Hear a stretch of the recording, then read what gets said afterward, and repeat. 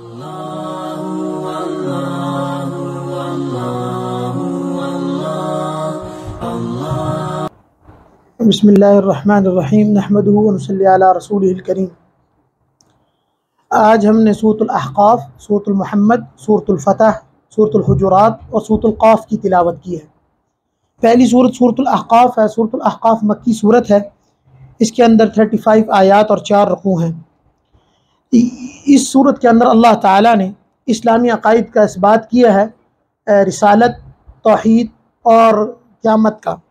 इसके बाद अल्लाह ताला ने मुशरिकीन के एतराज़ात जो इसमें थे वो बयान किए। वो ये रसूलुल्लाह सल्लल्लाहु अलैहि वसल्लम को ये कहते थे कि आप साहिर, जादूगर हैं।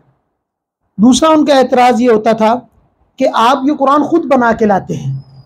और तीसरा ये एतराज़ था, अगर ये कोई काबिले यानी कि बड़ी बड़ी चीज़ होती, ईमान को कबूल करना या कुरान की तालीमात को कबूल करना कोई बड़ी चीज़ होती, तो सबसे पहले ये उमरा कबूल करते। ये गुरबा ने कबूल क्यों किया हुआ है? यानी कि रसूलुल्लाह सल्लल्लाहु अलैहि वसल्लम खुद यतीम थे और साहिब सरवत तो नहीं थे। और इसी तरह जो आपके ईमान लाने वाले थे, हज़रत बिलाल, हज़रत सुलेमान फ़ारसी, ये तमाम लोग भी जो थे ये बड़े अमीर लोग तो नहीं थे। तो वो ये कहते थे कि अगर ये बहुत ही आला चीज़ है ईमान की दौलत या कुरानी तालीमात पर अमल करना, तो सबसे पहले इन लोगों को, अबू जहल, अबू लहब को, उतबा, शैबा को, ये बड़े बड़े सरदार थे, इनको ईमान लेकर आना चाहिए था। इसके बाद अल्लाह ताला ने इस सूरत के अंदर एक ये बात हज़रत मूसा अलैहिस्सलातु वस्सलाम का तज़किरा किया और ये फरमाया कि इन्नल्लज़ीना क़ालू रब्बुनल्लाहु सुम्मा इस्तक़ामू, जैसा कि हमने 24वें पारे में कहा था कि जब आदमी अल्लाह रब्बुल इज़्ज़त का इक़रार कर लेता है, सुम्मा इस्तक़ामू, फिर डट जाता है, फिर मसाइब के ख़िलाफ़, परेशानियों के ख़िलाफ़ और गुनाहों के ख़िलाफ़ जब डट जाता है, ततनज़्ज़लु अलैहिमुल मलाइका, अल्लाह के मलाइका उस पर नाजिल होते हैं। आप देखें, जो लोग अक्सर गुनाह करते हैं वो फ्रस्ट्रेटेड बहुत होते हैं, उनको अंदर से चोर होता है, वो घबराते हैं, खौफज़दा होते हैं। और जो अल्लाह रब्बुल इज़्ज़त पर ईमान लाने के बाद नेकी और तक़वे का रास्ता इख्तियार करते हैं, फ़ला खौफ़ुन अलैहिम वला हुम यहज़नून। एक तो खौफ नहीं होता, दूसरा हम जिसे कहते हैं ना, हिडन किस्म का एक गम होता है, क्योंकि गुनाह का नतीजा यह है कि वो फ्रस्ट्रेशन पैदा करता है। किसी किस्म का भी गुनाह, छोटे से छोटा भी, बड़े से बड़ा भी, वो एक ऐसी सुई है जो लगती है, पिंच होती है, और जब तक उस पर तौबा ना किया जाए अल्लाह ताला वो हटाते नहीं है। और वो मुख्तलिफ किस्म से आदमी को परेशान रखता है, फ्रस्ट्रेशन करता है, गुस्सा आता है गुनाह करने के बाद अक्सर, और इंसान का दिल नहीं लगता काम पर। और जो लोग ज़्यादा गुनाह करते हैं वो दुनियावी तौर पर भी काबिल कबूल काम नहीं कर सकते बहुत ज़्यादा। इसलिए अगर दुनियावी एतबार से भी बड़ी तरक्की करनी है, हज़रत जी डॉक्टर साहब नव्वरल्लाहु फरमाया करते थे, हम जब पढ़ते थे तो हमारे साथ बाज़ ऐसे नौजवान लड़के थे जो मेडिकल में, और वो ये उल्टे काम करते थे, और रात होती थी वो निकल जाते थे और घूम फिर कर यशी करके आते थे। तो जब डॉक्टरी हमने मुकम्मल कर ली, तो डॉक्टरी मुकम्मल करने के बाद भी उन्होंने कोई काम नहीं किया और कोई खातिर खा काम नहीं कर सके। लिहाजा गुनाह से बचना दीनी एतबार से नहीं, दुनियावी एतबार के लिए भी बहुत ज़रूरी है। इसके बाद अल्लाह ताला ने 3 दुआएं, जब आदमी मोमिन होता है तो 3 किस्म की दुआएं उनकी बयान फरमाई हैं। नंबर 1, अल्लाह मुझे नेमतों की शुक्र अदा करने की तौफीक दे। नेमत मिल जाती है, शुक्र की तौफीक नहीं मिलती बाज़ औक़ात। पहली दुआ ये की है कि अल्लाह ताला मुझे नेमतों का शुक्र अदा करने की तौफीक अता फरमाए। देखें, आदमी जब जाता है घर में, एसी चल रहा है, ये देखें ठंडक हुई भी, बाहर गर्मी है, तो इस एसी की नेमत का शुक्र, ये पंखा चल रहा है, ये लाइट है, और इस किस्म की बेशुमार नेमतें जो हमें अल्लाह ने दी हुई हैं, जो बिना मांगे दी हुई हैं। सम टाइम मैं कहता हूँ कि अल्लाह रब्बुल इज़्ज़त, बच्चे वालिदैन से तंग होते हैं, वालिदैन कितनी बड़ी नेमत, खाम खाम वालिदैन से तंग होते हैं कि इन्होंने घर में शोर मचाया हुआ, ये हमें रोक टोक करते हैं। इस तरह की और ऐसी नेमतें हैं जो हम, वो इन तउद्दू निअमतल्लाहि ला तुहसूहा, अल्लाह फरमाते एक नेमत, ज्यादा नहीं, एक नेमत का तुम शुक्र अदा नहीं कर सकते। तो एक नेमत में आप आंख को ले लें, तो आंख की नेमत, हमारे एक दोस्त है, वो होते वैसे यहाँ फेज 8 में ही है, तो वो अब बाहर से आए, एबट में होते थे, तो कहने लगे कि बिलाल साहब मेरी आंख का प्रेशर हिल गया है। उस आंख का जो प्रेशर है वो ऐसा हिला है कि अब मुझे उससे भी उसका खत्म होता जा रहा है। सिर्फ इतना हुआ, और वो कह रहे थे कि मुझे पाकिस्तान में अभी कोई डॉक्टर इस पर काम नहीं कर सका, और वो बाहर जाते हैं हर महीने और अपनी आंख को चेकअप करा, जरा सा हिलाया अल्लाह ने, तो आदमी को आटे दाल का भाव पता लग जाता है कि क्या है। इसी तरह आंख के एयर ड्रम का प्रेशर है, और ये छोड़ने के, ये इसके अलावा अल्लाह ताला की बेशुमार नेमतें और हैं जो हम बिला झिझक इस्तेमाल करते हैं। रात को लेटते नींद आ जाती है। और मैं अब छोटा सा था तो मेरे एक दफ़ा वालिद साहब ने, दवाइयों का काम था, तो मुझे कहा कि ये दवाई आपने फलां घर में देकर आनी। तो मैं, साइकिल होती थी, साइकिल पे गया तो वो एम ब्लॉक के करीब एक घर था, उस घर को मैंने बेल दी तो कोई नहीं आ रहा था, तो मैंने वैसी जैसी आदत होती झांका ऐसे ना, तो अंदर 5, 7, 8 गाड़ियां थी बड़ी बड़ी खड़ी हुई। वो 2, 2.5, 3 कनाल का बड़ा घर था। तो बहुत ज्यादा नॉक किया तो एक बंदा आया, और मैंने वो एक बड़ी सी डब्बी थी, मैंने कहा ये आप डब्बी ना अंकल पकड़ा दें अंदर, अब्बू ने भेजी। मैं ये कह के बाहर आ गया, और फिर साइकिल पे मैं जैसे दुकान पे पहुंचा तो मैंने अपने अब्बू से कहा कि अब्बू या वो तो बहुत अमीर लोग हैं, बड़ी गाड़ियां थी वहां खड़ी हुई। तो अब्बू ने कहा बेटा वो जो आपने दवाई दी आपको पता है वो क्या है?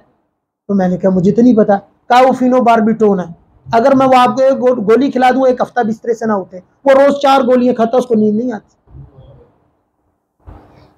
तो अब देखें उसकी गाड़ियां, उसकी माल और दौलत, ये कुछ भी नहीं उसका काम आ रहा, और वो रोज फिनोबार्बिटोन की 4 गोलियां खाता है और उसको नींद नहीं आ रही। अल्लाह की नेमतें इस कदर ज्यादा है कि हम गिन नहीं सकते, और अगर जिनको हम जानते हैं ना उनका हम शुक्र अदा नहीं कर सकते। नंबर दूसरी दुआ, अल्लाह मुझे नेक काम करना आसान फरमा। ये एक बड़ी अजीब दुआ है। अक्सर हम दुनिया मांगते हैं, मांगनी चाहिए अल्लाह मुझे नेक बना दे। भाई नेक तो बना देगा, लेकिन कभी कभी सम टाइम नेक की करना मुश्किल हुई होती है। आदमी के पास मौके होते हैं, आदमी को अपॉर्चुनिटी मिल रही होती है, लेकिन वो कर नहीं सकता। मिसाल के तौर पर आजकल रमजान है, कितनी जबरदस्त अपॉर्चुनिटी है नेकी कमाने की, लेकिन आप बाहर निकले 98% लोगों ने रोजा नहीं रखा हो। देखिए अपॉर्चुनिटी मौजूद है, नेकी करना मुश्किल हुआ पड़ा है। उसकी वजह होती है गुनाह।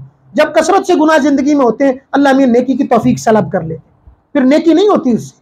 नमाज पढ़ने का दिल, तिलावत करने का दिल, ये तो हम कुछ भी नेकी नहीं करते। मैं ही कहता हूं कि मैं अभी पढ़ रहा था कि इमाम आजम अबू हनीफा रहमतुल्लाह अलैह रमजान में 62 कुरान खत्म करते थे। इमाम शाफी के बारे में 32 कुरान खत्म करते थे।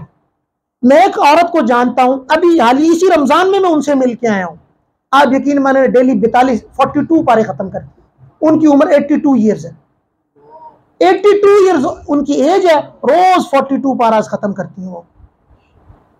अब देखें, हम तो कुछ कुरान पढ़ ही नहीं सकते ना, तो हम नेकी की तौफीक ही नहीं मिलती। हम तो वो कलाम नहीं करते, उनकी जिंदगी का मकसद सिर्फ कुरान पढ़ना होता है। शेख ज़करिया रहमतुल्लाह अलैह तमाम जिंदगी एक कुरान खत्म करते, तमाम जिंदगी डेली।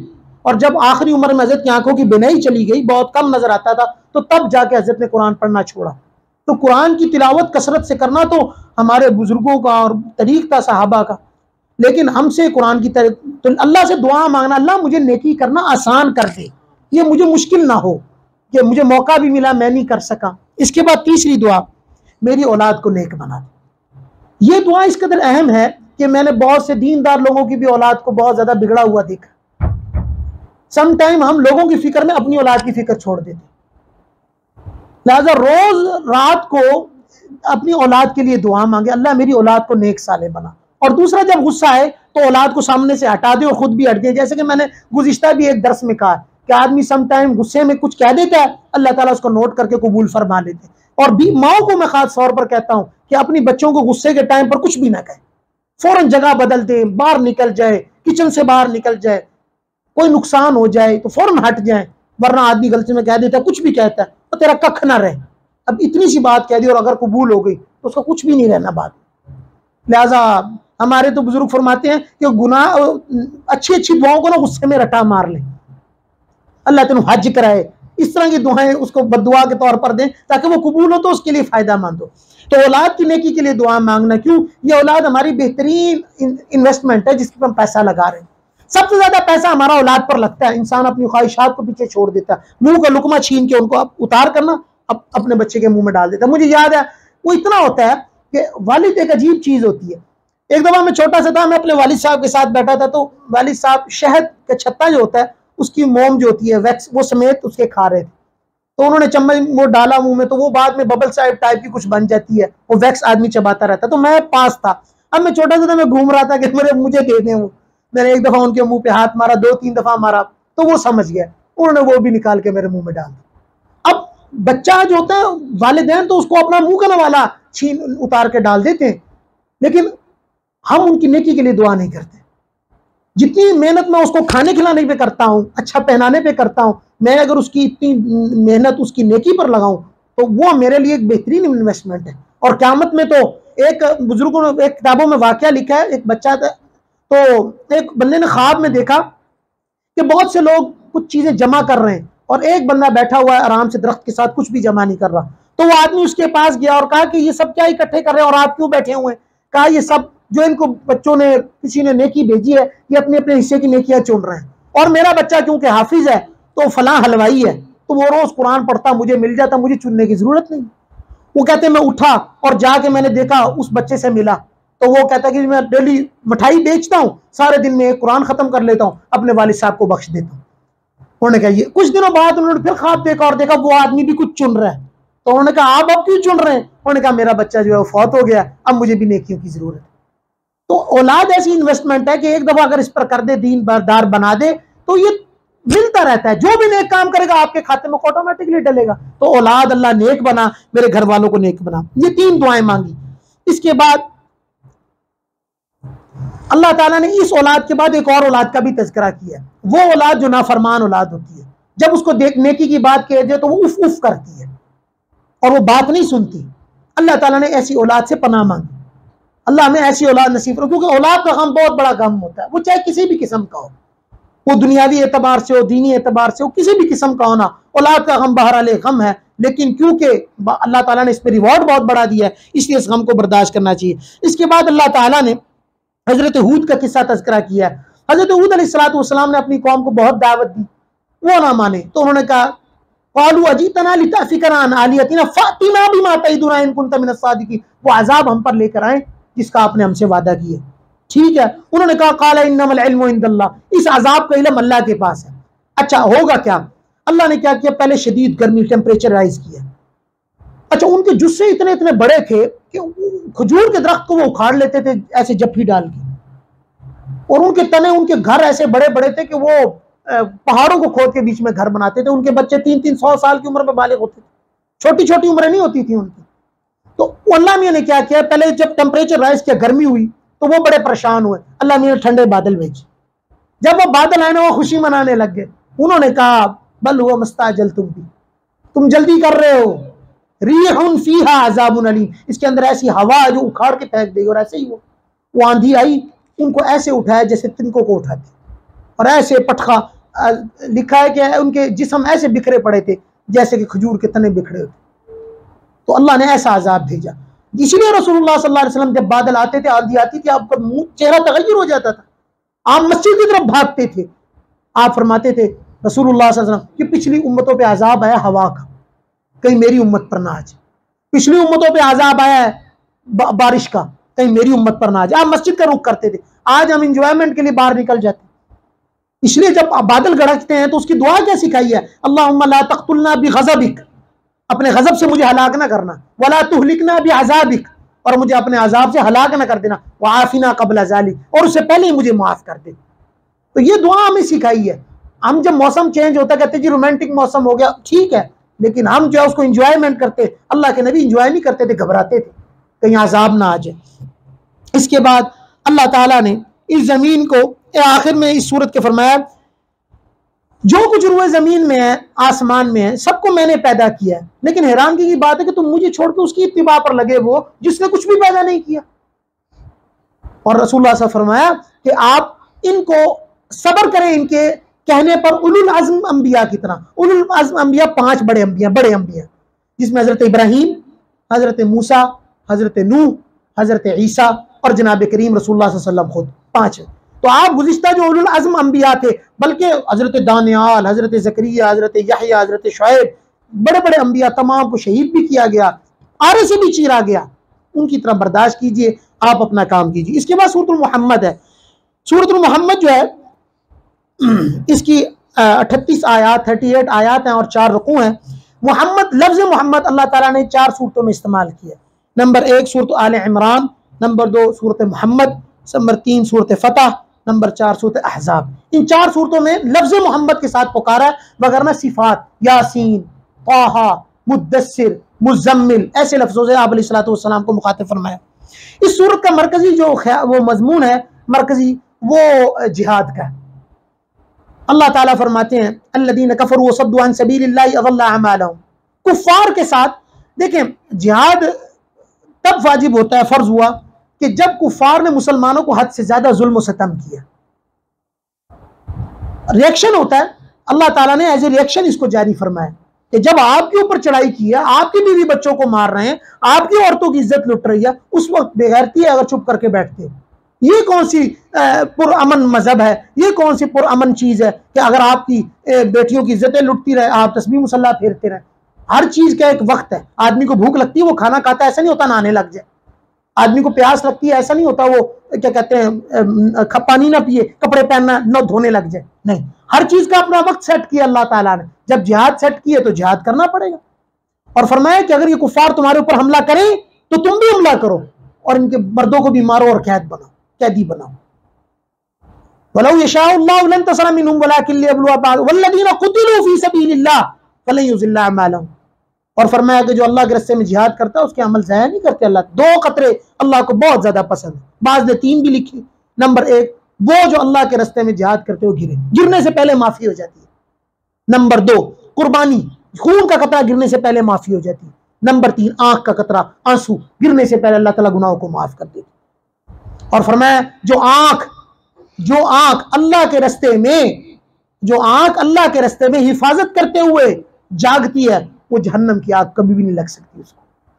तो जिहाद एक ऐसा मौजू है कि हमें तो क्योंकि टेररिस्ट बनाया गया है। मैं अभी देख रहा था कि अल्लाह ताला ने रसूल फरमाया अल्लाह ताला ने फरमाया कि मुसलमान का जेवर है। रसूल फरमाते हैं कि असला मोमिन का जेवर है, और हमें डरा दिया। आप देखिए, हमें डरा दिया। और आज सिख अपने साथ करपान लेकर फिरता है। वो कहते हैं मेरे मजहब का हिस्सा करपान लगाता है। आज मेरा बच्चा पटाखे से डर जाता है, बंदूक तो दरकिनार है, पटाखे से डर जाता है। और इसी तरह यहूदी जो है इसराइल में, वो अपने बच्चों को पूरी ट्रेनिंग देते हैं। तो 3 चीजें हमें भी अपने बच्चों को, जैसे मैंने गुज़िश्ता दर्स में भी कहा, सिखानी चाहिए। Number 1 horse riding, number 2 shooting, number 3 swimming. ये तीनों चीजें सुन्नत से साबित हैं, हदीस में साबित हैं, ये सिखानी चाहिए अपने बच्चों को। ये तीनों चीजें ऐसी हैं जिससे अब देखें ना, शूटिंग ऐसी चीज है जिसके लिए फोकस बहुत जरूरी है, लेकिन जिस बच्चे ने घंटों मोबाइल इस्तेमाल किया वो फोकस कहाँ करेगा, उसके तो सर की दर्द नहीं ठीक होनी। तो शूटिंग ऐसी चीज है जो आदमी को, माइंड को बहुत यकसू करती है, इसी तरह स्विमिंग बहुत अच्छी प्रैक्टिस, हॉर्स राइडिंग ये तो बहुत अच्छा खेल है जो आज हमसे लेकर कुफार ने खुद ले ली है।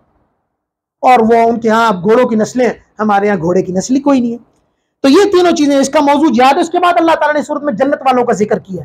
अल्लाह ताला ने अजीब नक्शा खींचा, कहते मसलुल जन्नतिल्लती वअदल मुत्तकून, वो में जन्नत जिसका मिसाल वादा किया मुत्तकीन, फीहा अनहारुम मिन माइन गैरि आसिन, नहरें हैं, व अनहारुम मिन लबनिन लम यतगय्यर तामु, ऐसे दूध की नहरें हैं जिसका जायका तब्दील नहीं होता, व अनहारुम मिन असलिन मुसफ़्फ़ा, साफ सुथरा शहद है। मुझे हज़रत उस्ताद जी हमारे को फरमाया करते हैं, जन्नत में ऐसा शहद होगा जो चिप चिप नहीं करेगा। उसकी नहर में गोता लगाएगा इंसान, लेकिन वो चिप चिप नहीं करेगा जैसे दुनिया का शहद करता है। बहरहाल अल्लाह ताला उसकी कैफियत जानते हैं। और ये फरमाया कि जो दुनिया की जन्नत के साथ तशबीह देते हो ना कि जन्नत में भी ऐसे होगा, अल्लाह ताला ये सिर्फ समझाने के लिए है, वगरना अल्लाह ताला फरमाते हैं किसी आंख ने नहीं देखा, रसूल फरमाते हैं किसी आंख ने नहीं देखा, किसी कान ने नहीं सुना, और किसी के वहम गुमान में भी नहीं गुजरी वो जन्नत। तो इस जन्नत के लिए ऐसे नहीं मिल जाएगी, जन्नत के लिए मेहनत करनी पड़ती है। ये किताबों में सिर्फ हम ये समझते हैं कलमा पढ़ा बस जी अब जन्नत के ठेकेदार बन गए, नहीं जी, अमल करना पड़ेगा। तो हम अमल करें, कोशिश करें, मौका मिला हुआ है, हम अमल कर लें, छोटा मोटा जितना हो हाजिरी लगाते रहें। इसके बाद अल्लाह ताला ने जहन्नमियों का तज़किरा किया कि उनके लिए अनहार, फरमाया कि जहन्नमियों के लिए उबलता हुआ खौलता हुआ पानी है, क़त्ता अमआअहुम, ऐसा गर्म पानी है कि जो उनकी लार्ज इंटेस्टाइन और स्मॉल इंटेस्टाइन आंतड़ियों को निकाल के बाहर फेंक देगा। अल्लाह ताला हमारी हिफाजत फरमाए। और कहा कि ये मुसलमान जो है ये जिहाद नहीं करते, और जिहाद ऐसा अमल है, फरमाया कि जो मुनाफिक और मोमिन में फर्क करता है। मुनाफिक डरता है मौत से और मोमिन डरता नहीं है। मोमिन तो बेतेग भी लड़ता है सिपाही। तो फरमाया कि इनकी हालत ऐसी होती है कान्नमा उख्शियत वुजूहुम क़ितअम मिनल लैल मुज़लिमा, ऐसे चक्कर आते हैं जिहाद की बात सुन के। तो मोमिन जो है, लेकिन जिहाद कब फर्ज होता है, इसकी क्या हुदूद और क़ुयूद है, ये एक बहुत वसी मौजू है। ये ऐसे नहीं है कि बस उठे और बस अल्लाह माफ फरमाए, वो फसाद होता है। जिहाद और फसाद में फर्क होता है। इसके बाद अल्लाह ताला ने सूरत के आखिर में फरमाया इन्नमल हयातुद दुनिया लइबुन व लहव, दुनिया की जिंदगी खेल तमाशा है लगा दुनिया का मेला 4 दिन, सिर्फ 4 दिन का मेला है। कोठी बंगला बेहतरी 2-4 दिन की बात है, क्या मकान कैसे मकी 2-4 दिन की बात, खत्म हो जानी है। लोग थे आज देखें वो चले गए, जगह मौजूद है। शेख ने इस जगह को 35 साल आबाद किया, 35 साल तो सिर्फ कहते हैं, मुझे कहने लगे सिर्फ मैंने अपनी मजलिस जिक्र को 22-25 साल तक पाला है, तो कितनी मेहनत की है। चले दुनिया से चले गए, कोई और आ गया, उसने भी चले जाना है। ये घर यही रहना है और गाड़ियां कोठियां बंगले वैसे ही रहने। लोग सफल होते रहेंगे, एक के बाद नया चेहरा आएगा, दूसरे के बाद तीसरा चेहरा आएगा, हमने चले जाना। तो दुनिया की जिंदगी खेल तमाशा है। ये तमाशा लगा, अल्लाह ने एक स्टेज सेट किया हुआ, कुछ अरसे बाद इस स्टेज को वाइंड अप करेंगे, क़यामत आ जाएगी। उस क़यामत की तैयारी करना जरूरी है। इसके बाद अल्लाह ताला ने सूरत के आखिर में बुखल के बारे में फरमाया कि वमन यबखल फइन्नमा यबखलु अन नफ्सी, जो बखील है वो अपनी जात के लिए बखील होता है। और हजरत हमारे जी शेख फरमाया करते थे इंसान के अंदर से तमाम मर्ज निकल जाते हैं, सबसे आखिर में से जो मर्ज निकलता है वो बुखल निकलता है। ये बुखल नहीं निकलता इंसान के अंदर से, आदमी जोड़ जोड़ के रखता है, नहीं खर्च होता उससे अल्लाह के रास्ते। बुखल की तारीफ क्या है ये भी समझना चाहिए। ये नहीं है बीवी ने ये कहा कि मुझे आज फला सेट सोने का दिलवा दिया, क्या तो नहीं देकर दिया तो बुखल है, नहीं। दीन की जरूरियात जब पेश आए और वो अपने पास मौजूदा पैसों में से ना खर्चे, वो बखील होता है। मिसाल के तौर पर यह समझ आ गई कि एक जगह पानी फिल्टर की जरूरत है, अल्लाह ने करोड़ों रुपए भी दिए, नहीं खर्चता। एक जगह जो जरूरत है मदरसे की और मदरसे के तलबा को खिलाने की, अपने पैसे नहीं खर्चता। एक जगह जरूरत है मस्जिद की, उधर पैसा नहीं लगाता अपनी इस्तात। ये बखील है। बखील ये नहीं है कि आज 4 खाने थे, बच्चे ने कहा मैंने मैकडोनल्ड खाना है तो मैकडोनल्ड नहीं खिलाया तो तू बड़ा बखील है, अब हमारे बड़े बखील है। नहीं, बुखल की कुछ और तारीफ है जो हमारे ज़हन में, वो बुखल नहीं है। शरीयत के कामों पर, दीन के कामों पर खर्चने का जज्बा वो मौजूद हो, बस वो बखील नहीं होता। देखिए साहबा अपनी जात पे नहीं खर्चते थे। सैयदना सिद्दीक़ अकबर रज़ियल्लाहु अन्हु एक दफा घर तशरीफ लेकर आए तो उनकी घरवाली ने कुछ मीठा पेश किया, तो आपने मीठा खाने से पहले ये कहां से आया, तो कहा वो जो आप हर दफा हमें तनख्वाह मिलती है ना आपको वजीफा, उसमें से थोड़े से पैसे मैंने बचा लिए तो आज मीठा बना लिया। कहा इसका मतलब है कि इतनी तनख्वाह इजाफी आ रही है घर में, आज से बैतुल माल में वापस जाएगी, तनख्वाह नहीं मिलेगी। और जब रसूलुल्लाह सल्लल्लाहु अलैहि वसल्लम ने तबूक में कहा कि पैसा चाहिए, तो आप अपने घर की जो पर्दा लगा उस पर भी हाथ फेर रहे हैं कि कोई सुई लगी रहेगी तो वो भी ले जाओ। तो आप देखें ना कि अब हम कहें कि अबू बकर सिद्दीक बखील थे कि मीठा पकाने पर पैसे वापस किए, नहीं। और वहां देखिए जब अल्लाह के रसूल ने मांगा है तो अपने घर की दरो दीवार लेकर जा रहे। तो ये समझने का फर्क है। इसके बाद सूरतुल फतह शुरू होती है, क्योंकि फतह जो है इसके अंदर अल्लाह ताला ने आगे एक बड़ी फतह मुबीन का तज़किरा किया है, बड़ी फतह का, फतह मक्का का, तो इसलिए इसको फतह सूरतुल फतह कहा जाता है। सूरतुल फतह इसके ये मदनी सूरत है, इसके अंदर 29 आयात और 4 रुकू हैं। और अल्लाह ताला, हज़रत उमर रज़ी अल्लाह ताला रिवायत करते हैं कि रसूलुल्लाह सल्लल्लाहु अलैहि वसल्लम ने फरमाया दुनिया व माफिया में से मुझे सबसे महबूब चीज जो है वो सूरतुल फतह है। और अल्लाह ताला ने इस सूरत के अंदर जो असल वाक़या है वो ये है कि रसूलुल्लाह सल्लल्लाहु अलैहि वसल्लम ने ख्वाब देखा और सहाबा को बयान किया कि मैंने देखा है कि हम उम्रा करने जा रहे हैं, हमने बैतुल्लाह का तवाफ किया। सहाबा इतने खुश हुए, जमात तैयार हुई, 1400-1500 सहाबा थे, सब मूव किए। वहां पहुंचे तो रास्ते में पता लगा कि कुफार ये समझे कि रसूलुल्लाह हमला करने आ रहे हैं, उन्होंने आगे से तैयारी कर ली। तो रसूलुल्लाह सल्लल्लाहु अलैहि वसल्लम ने वहां पहुंच के कहा मैंने लड़ाई नहीं करनी, मुझे सिर्फ बैतुल्लाह की जियारत करनी है, तवाफ करना है, वो करने दो। उन्होंने कहा हम नहीं करने देंगे। रसूलुल्लाह सल्लल्लाहु अलैहि वसल्लम ने हजरत उस्मान गनी रज़ी अल्लाह तआला अन्हु को भेजा। हजरत उस्मान गनी अंदर तशरीफ लेकर गए, क्योंकि उस्मान गनी बड़े सखी थे और बड़ा माल पैसों वाले थे, साहिब सरबत आदमी, तो उनका अपना एक स्टेटस था। तो वो जब वहां गए पीछे से एक फजा फैल गई कि हजरत उस्मान गनी को शहीद कर दिया गया। रसूलुल्लाह सल्लल्लाहु अलैहि वसल्लम ने इस पर बैत रिजवान की 1400 से 1400 सहाबियों से, और आखिर में आपने अपना हाथ एक हाथ दूसरे हाथ पर रखे, कहा ये उस्मान का हाथ है और मैं उस्मान की तरफ से बैत करता हूं कि हम उस्मान का बदला लिए बगैर वापस नहीं जाएंगे। बात यह है कि हम दीन को असल में हमें समझ और फाहम नहीं होती, इसलिए हम समझते हैं कि दीन बड़ा पुरअमन मजहब है। भाई पुरअमन मजहब है, लेकिन जिहाद भी अमन को क़याम के लिए रखा गया। अगर ऐसी बात होती तो रसूलुल्लाह सल्लल्लाहु अलैहि वसल्लम को क्या जरूरत थी 1400 सहाबियों से मौत पर बैठ लेते? क्या हम आखिरी कतरे तक लड़ेंगे? और मेरा एक साथी इन्होंने शहीद किया, मैं ही पूरों को सबको कत्ल करूंगा, ये क्या बात थी? तवाज़ुन बरकरार रखना और अपने साथियों की हिफाजत करना, यह भी इस्लाम ने सिखाया है। हम ठंडी ठंडी खाने के चक्कर में हमारे लिए सिर्फ इस्लाम जो है वो 4-5 नमाजें और ये तो जरूरी चीजें हैं। इसके अलावा एक बहुत बड़ा काम इक़दाम दीन का काम है। पूरी दुनिया आज हमारी जिल्लत की हालत देखे ना, फलस्तीन में क्या हो रहा है हमारे साथ, ये क्यों हो रहा है? मोमिन तो कल जसदुल वाहिद तो नहीं है, इश्तका आइन हूं इश्तका कुल्लू तो नहीं है। एक पैर पे तकलीफ हो, पूरे हाथ जिस्म पे तकलीफ होती है, मोमिन आज क्यों नहीं है? यूं हमने अल्लाह रसूल की तालीमात को पसे पुश्त डाला है। मुझे तो कुफार ने 2-4 चीजों पे फंसा दिया, पैसा कमाओ, बिल, बिजली, याशी, स्टेटस। इसके मुसलमानों का स्टेटस क्या होता है? मुसलमान का स्टेटस तो ये है कि जहां मिल जाए सो जाए, जो मिल जाए खा ले। हमें फंसाया गया जानबूझकर और हमें लग्जरीज दिखाकर असल से हमें गाफिल कर दिया गया। तो हम अपने बच्चों को तालीमात दें, उनके कान से गुजारें कि अगला वक्त ऐसा आना है बेटा कि इसके बगैर गुजारा नहीं है। आज यहूदी तैयारी कर रहा है, पूरा आलम जिसको पता है ना कि दज्जाल ने आना और उसके साथ किसने खड़ा होना, वो सब तैयारी कर रहे हैं। और मोमिन गाफिल पड़े हुए, मजे की जिंदगी है, एक के बाद दूसरी, मेरा स्टेटस, मेरी गाड़ी, मेरा बंगला, बस ठीक है भाई। तो सहाबा इकराम आप अलैहिस्सलाम ने बैत की, और जब बैत की तो अब कुफार भी आए और उस टाइम एक सुलह हुई। वो एक बड़ी अजीब और गरीब सुलह थी जो देखने में ऐसे था कि हज़रत उमर रज़ी अल्लाह ताला अन्हु जैसी शख्सियत भी फरमाने लगी, या रसूलल्लाह आप सच्चे नहीं है? आपने फरमाया मैं बरहक सच्चा हूं। तो कहा फिर हम दबते क्यों हैं? 14-15 समय लड़ जाते हैं, देखा जाएगा बाद में। हज़रत सिद्दीक़ अकबर के पास गए कि आप रसूलुल्लाह को समझाएं। आपने फरमाया ठहर जो, इसमें खैर हो। 10 साल के लिए आप अलैहिस्सलाम ने कहा कि हर किस्म की जंग बंद है।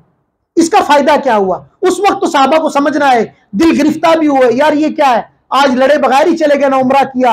और मैंने जैसे गुज़िश्ता वाक़या सुनाया था कल कि आपने हलक फरमाया, कुर्बानी की। 6 ज़िलक़ादा को आप हज़रात तकरीबन सहाबा इकराम रज़ी अल्लाह ताला ने 6 ज़िलक़ादा थी को घर से निकले और ताकि हम हज भी कर लेंगे बैतुल्लाह का, वो नहीं हो सका। जब सुलह हुदैबिया हो गई, उसके फवाइद क्या हुए कि 10 साल के लिए बंद हो गया ना जी। अब 10 साल के बाद रसूलुल्लाह सल्लल्लाहु अलैहि वसल्लम वापस आते फौरन क्या काम किया कि अपने आप को अस्करी तौर पर मजबूत करो। आपने वफूद भेजे, खुतूत लिखे, लेटर्स लिखे हर एक को कि ईमान लेकर आओ, मुझसे सुलह करो, हम तुम्हें नहीं मारेंगे, तुम हमें नहीं मारोगे, हम आपस में मिलकर अगर कोई हमला करेगा लड़ेंगे। और जैसा कि हमने गुज़िश्ता सूरह अहज़ाब में देखा था कि बनु कुरैज़ा ने वो अहदनामा तोड़ा जो आते ही मदीने में किया था आपने, और रसूलुल्लाह सल्लल्लाहु अलैहि वसल्लम ने उनके अगेंस्ट फिर आपने फौजी चढ़ाई की और उनको सबको कत्ल किया, मर्दों को। लेकिन 2-3 साल तक पुरअमन रहने के बाद मुसलमान स्टेबल हो गए। और आप जैसे ही मदीने आए, देखें अब्दुर्रहमान बिन औफ रज़ी अल्लाह ताला ने सबसे पहले काम क्या किया, क्योंकि आप बड़े ताजिर थे, तो आप अलैहिस्सलाम ने मुआखात बनाई। मुआखात बनाई ना तो उन्होंने कहा मैंने आपका भाई नहीं बनना, भाई बनने का मतलब मुझे आपसे पैसे नहीं चाहिए, आप मुझे कर्ज दें। उन्होंने कर्ज लिया और कहा कि यहाँ सबसे बड़ा बाजार कौन सा है? कहा ये मदीने के बाहर यहूदियों का बाजार है, जीना हराम किया हुआ है, अपनी मर्जी का रेट लगाते हैं। आपने कहा अच्छा। आप वहां गए, आपने 1 दिरहम का पनीर खरीदा और 1.5 दिरहम का बेचा। 1 साल बाद अब्दुर्रहमान बिन औफ रज़ी अल्लाह ताला ने मदीने में अपना बाजार लगाया।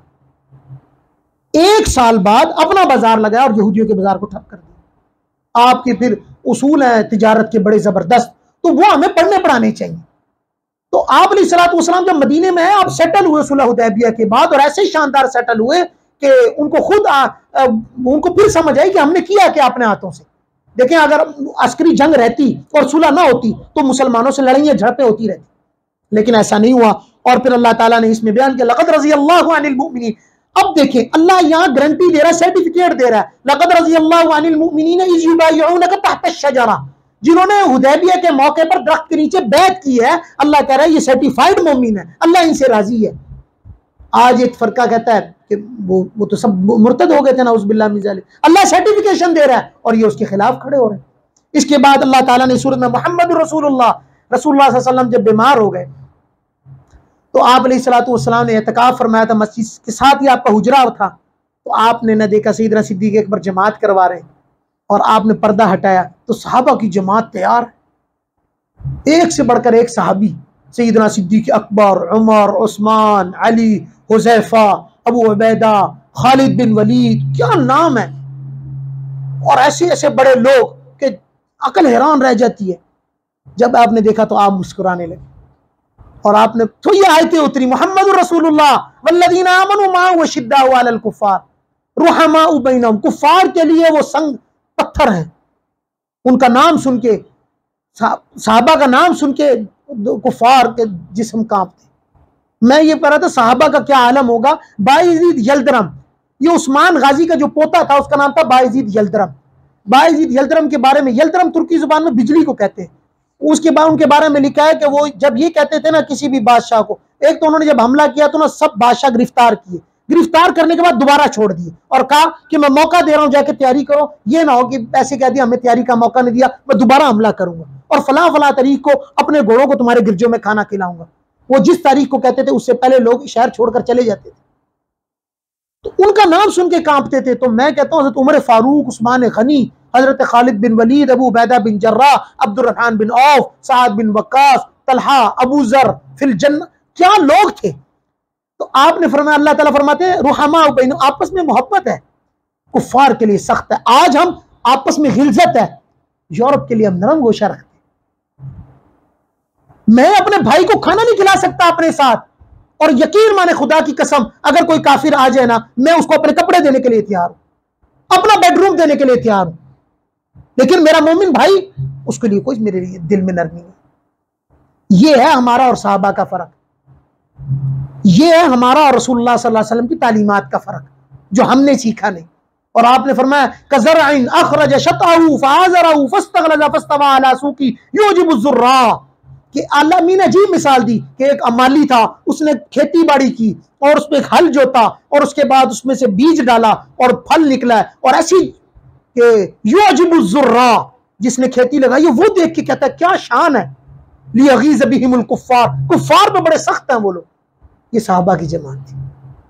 वअदल्लाहुल्लज़ीना आमनू, अल्लाह वादा करता है उन लोगों से जिन्होंने ईमान लाए, व अमिलुस्सालिहात, वो जो नेक अमल करेंगे, लहुम मग़फ़िरतुन व अज्रुन अज़ीम, बड़ा अजर है उनके लिए। इसके बाद सूरतुल हुजुरात शुरू होती है। सूरतुल हुजुरात एक ऐसी जबरदस्त सूरत है कि इस पर अगर एक साल भी बोला जाए कम है, एक साल भी इस पर तकरीर की जाए बल्कि सालों की जाए तो कम है।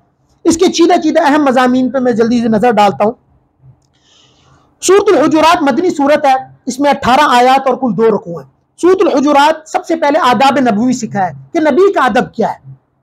सहाबा इकराम में से कुछ ऐसे थे जो गांव देहात में रहते थे, वो ऊंची आवाज से बोल देते, तो फरमाया कि अपने दोस्तों की तरह ना इनको बुलाओ, ये अल्लाह के रसूल और अल्लाह के नबी। इसी से साबित होता है बड़ों का अदब, शेख का अदब, अपने बड़े का अदब, उस्ताद का अदब, वालिद का अदब, कि उनको कैसे बुलाना है। और अब्या बुलाने का तरीका है, और अबू जान ये भी बुलाने का तरीका। अल्लाह ताला ये फरमा रहे हैं, वो ऐसे करते थे, ओ मोहम्मद सल्लल्लाहु, ऐसे बोलते थे, तो फरमाया कि ऐसे ना आवाज दो, इंतजार करो, जब वो बाहर तशरीफ लेकर आए तब कलाम करो। हजरत बायजीद बुस्तामी रहमतुल्लाह अलैह का एक वाकया लिखा है, फरमाया कि अल्लाह ने आपको इतना बड़ा मकाम कैसे दिया। कहा मेरी वालदा की वजह से दिया। उन्होंने कहा वो क्यों? उन्होंने कहा एक रात मेरी वालदा ने पानी मांगा, पानी उस टाइम वहां मौजूद नहीं था और सर्दी बहुत सख्त थी। मैं इलाके बाहर गया और वहां से जाके पानी का प्याला लेकर आया। जब मैं इतने मिला मेरी वालदा सो चुकी थी। मैं पूरी रात प्याला अपने हाथ में लेकर खड़ा रहा, मैंने वालदा को नहीं उठाया। जब काफी रात गुजर गई, आखिरी पैर में वालदा की आंख खुली तो कहा तू बस बायजीद खड़े हो, आपने पानी मांगा था, मैंने मुनासिब नहीं समझा मैं आपको उठाऊं। अल्लाह ताला ने मुझे बायजीद बुस्तामी बना दी। हम अपने वालिदैन का अदब तो सवाल ही नहीं पैदा होता। पुराना जमाना होता था ना जी, चार सारा मोहल्ला ही मामा चाचा होता था, कभी इधर से मार खा ली, कभी इधर से मार खा ली, कभी उधर से मार खाए, कल किसी ने कुछ नहीं कहना, ना अब्बू ने कहना ना अम्मी ने कहना, बल्कि 2 और लगानी कि तू उन्होंने तंग करके आया। आज आप जरा बात करके देखें ना, मेरे बच्चे को ये कह दिया, मेरे बच्चे को ये कह दिया, इसलिए बदतहजीबी है हमारे बच्चों में। तो पहली चीज अदब, अदब पहला करीना है मोहब्बत के करीनों में। लैसा मिन्ना मन लम यरहम सगीरना व लम युवक्किर कबीरना, वो हम में से नहीं है जो बड़ों का अदब ना करे। तो अदब करना बच्चों को सिखाए, सलाम करना सिखाए, अदब से बैठना सिखाए, मजालिस के आदाब सिखाए। नंबर दूसरी बात जो बिला तहकीक खबरें बयान करना। आजकल तो व्हाट्सएप पे आई नहीं, हमने आगे बेची नहीं भाई, उस खबर का वजूद ही नहीं है। एक तो यह कि हदीस को, वो तो रसूलुल्लाह सल्लल्लाहु अलैहि वसल्लम पर बहुतान बांधना है, झूठी खबरें बयान फैला देना, फलां सदर को ये हो गया, फलां को ये हो गया, फलां के बारे में ये कह दिया, फलां को ये कह दिया, नवाज शरीफ को ये हो गया, फलां को ये हो गया, खबर पोस्ट पे पोस्ट चला रहे। भाई तहकीक तो करो, गुनाह है। फरमाया जाकुम फासिकुम बिनबइन फतबय्यनु, आप उसकी तहकीक कीजिए खबर की, वैसे ना कहें क्यों क्या होगा, तो असबहू नादिमी, शर्मिंदगी होगी। आपने कोई बात ऐसे छोड़ दी लोगों के सामने, उन्होंने कहा यार ऐसी बात तो नहीं है, अब क्या होगा आपका, शर्मिंदगी। यार लोग कहेंगे तो झूठी खबरें फैलाते। तो बच्चों को इस बात पर बचाएं कि बेटा क्या कह रहे हैं। वो एक बच्चा था ना, उसके अब्बू ने कहा बेटा अंकल बाहर अंकल आए तो आपने उन्हें कहना है कि अब्बू घर में नहीं है। तो वो बाहर गया ना, तो उसने कहा अब्बू जी कह रहे हैं कि आज मैं घर पे नहीं। तो उन्होंने कहा बेटा अपने अब्बू से कह देना कि आइंदा जाते हुए अपना सर साथ लेकर जाओ, खिड़की पर रखा हुआ है। बात यह है कि हम बच्चों को खुद सिखाते हैं कि झूठ बोलो बेटा। टीचर ने आज काम नहीं किया, बेटा कह देना रात को हम गए हुए थे, अब्बू बीमार थे, कोई कुछ भी नहीं था। ये तो मैंने बताया नहीं ना सिद्दक़ु युनजी वल किज़्बु युहलिक अपने बच्चे को कि बेटा सच बचा लेता है, हलाक कर देता है। ये हमने बचपन में वाकया सुना था जुनैद बगदादी का कि वो जा रहे थे ना, रास्ते में चोरों ने रोक लिया, तो उन्होंने कहा सबको लूट लिया। तो उन्होंने कहा आपके पास कुछ है? उन्होंने कहा है मेरे पास। उन्होंने कहा क्या? 40 अशरफियां। वो क्या झूठ बोल रहा है, वो चला गया। इतने में दूसरा है, उसने कहा आपके पास कुछ है? उन्होंने कहा है मेरे पास 40 अशरफियां। उन्होंने कहा कहां है? उसने कहा कि मेरी अम्मी ने अगर पीछे सी के रखी हुई। वो उन्होंने पकड़ा, अपने सरदार के पास ले गए और कहा ये बच्चा कह रहा है ये 40 अशरफियां पीछे छुपाई हुई अम्मी ने। तो उन्होंने कहा खोलो, खोला तो निकले। उसने कहा बेटा आपने बताया क्यों? छुपा देते चले जाते। उन्होंने कहा मेरी अम्मी ने कहा था झूठ नहीं बोलना चाहे जान चली जाए। वो तमाम सरदार तौबा करके सब माल वापस करके अल्लाह अल्लाह करने से। तो सच बोलना बच्चों को सिखाएं। आज हमारा बच्चा ना फ्रस्ट्रेशन क्यों होती है, बच्चे दिमागी तौर पर डुअल नेचर के क्यों बनते हैं? उसकी वजह ये, मैं कह रहा हूं सच बोलो, खुद झूठ बोलता हूं। बच्चे कहते हैं अब्बू जी झूठ बोलते हैं खुद। मुझे कहते लड़ो ना अम्मी से, आए एक दिन इनकी लड़ाइयां ठटपट हो रही है, फ्रॉड खुद करते हैं, मुझे कहते हैं ये ना करो। इसलिए बच्चे खराब होते हैं। तीसरी चीज जो है सूरत की सबसे अहम है, आपस में सुलह करवाना। दो चीजों के दरमियान सुलह करवाना हिकमत अमली के साथ, दो फरीकों के दरमियान सुलह कराना, ये एक बहुत अजीम अमल है। कहा फरमाया झूठ 3 जगहों पर बोलना जायज है। नंबर उनमें से एक जगह यह है कि दो फरीकैन में आपस में सुलह कराने के लिए झूठ बोल देना। यार वो आपके बारे में बहुत अच्छी बात कर रहे थे, अच्छा मुझे तो पता नहीं था, उसको जाके कहना वो आपके बारे में बहुत अच्छी बात कर रहा था, ताकि दोनों करीब आ जाए। और मियां बीवी के दरमियान सुलह करवाने के लिए थोड़ी सी झूठ बोलने से मतलब ये कि थोड़ी सी एग्जेजरेशन कर देना, थोड़ी बात को आगे पीछे कर देना, तो इसकी इजाजत शरीयत खुद दे रही है, सुलह करवाना। नंबर चौथी चीज, आपस में भाई भाई, मोमिन इन्नमल मुमिनून इख्वा, मोमिन आपस में भाई भाई है, आपस में कसाई नहीं है। नंबर 5वीं चीज, मजाक ना उड़ाना। आप अलैहिस्सलातु वस्सलाम ने फरमाया ला तुम्हारे अखाका वला तुमाज़िहु, ना अपने भाई को डराओ ना अपने भाई का मजाक उड़ाओ। अब डराना क्या होता है? फोन किया, ओ फला अप्रैल फूल जो है ये कहां से निकला है? तो कुफार की तालीमात है, रसूलुल्लाह की तो तालीमात नहीं है। चुप के हाँ एकदम कर दिया, मुमकिन हार्ट अटैक हो जाए, उसको मना फरमाया ना करो अपने भाई को, मुमकिन है उसका कोई और मामला खराब हो जाए। डरा दिया ना आपने, तो हमने तो चंद लम्हों की प्रैंक करते हैं आजकल ना, वो वीडियोस में वो बंदा जा रहा है, बाजा जोर से बचा दिया। भाई शरान हराम है, एक तो इज़ाए मुस्लिम हराम है, दूसरा तू अपने भाई से मजाक कर रहा है, ऐसा उसको डरा रहा है, उसकी जान चलेगी, कौन जिम्मेदार है? प्रैंक बनाया हुआ, ये प्रैंक कर रहे हैं हम तो अपने भाई के साथ। फिर बाद में कहे हो जी वो देखें वीडियो देखें, ये कोई तहजीब है? इसके बाद फरमाया बुरे अलकाब देना और निकिया अच्छी दिया, है ना? फरमाया अपने भाई को ना पुकारो ऐसे नाम से, अपने भाई को अच्छे नाम से पुकारो। आज हमने अच्छे भले नाम को, फजल हक को फजा कर दिया, रशीद को छीदा कर दिया, और दूसरों के और बड़े नाम है जिनको घुमा फिरा के एक दूसरे के नाम खराब कर दिए। तो और एक तो ये है, और दूसरा ये है कि नाम को जानबूझ के बिगाड़ के लेना, ये मना फरमाया। इसके बाद अल्लाह ताला फरमाते हैं इस सूरत में, जन हर वक्त गुमान करना, वो मेरे मुतल्लिक बातें हो रही, ये बातें कि मेरे दो बंदे बैठे हैं तो मेरे मुतल्लिक बात कर रहे। भाई तू इतना बड़ा आदमी बन गया कि वो वेले तेरे मुतल्लिक बातें कर रहे हैं, गुजरे वो कोई किसी और बात नहीं हंस रहे, ये कह रहा जी मेरे मुतल्लिक बात हो रही है, आज मेरे खिलाफ कोई आज प्लानिंग हो रही है। ऐसे फजूल किस्म के जन्नों में ना पड़ो, इन बाज़ जन्नी इस्म, अक्सर इस्म जो है ना वो क्या है? वो गुनाह है, झूठ पे मबनी है, हकाइक पर नहीं। पूछ लो भाई, हम बहुत सी जगहों पर इसलिए बदगुमान होते हैं कि हमने जन पहले होते, अगर हम पूछ ले तो क्लियर हो जाएगा। वो कुछ भी बात नहीं होती, कुछ भी बात नहीं होती, सिवाय इसलिए कि प्लानिंग ज़हन में घूमती है और वो बंदा बदगुमान हुआ होता है। इसके बाद फरमाया गीबत से बचना। गीबत ये है बैक बाइटिंग, अपने भाई की गीबत करना उसकी गैर मौजूदगी में। अब भाई यासिर उठ के चले जाए, मैं शुरू कर दूं ये फलां फलां फलां फलां, जब ये आए तो बड़े अच्छे हैं, बड़े अच्छे, अयुहिब्बु अहदुकुम अन याकुला लहमा अखी, क्या तू पसंद करता है अपने मुर्दार भाई का गोश्त खाए? नहीं करता, तो फिर क्यों करता है ये हरकत? और फरमाया जो गीबत करता है उसकी नेकियां उसके खाते में डाल दी जाती हैं।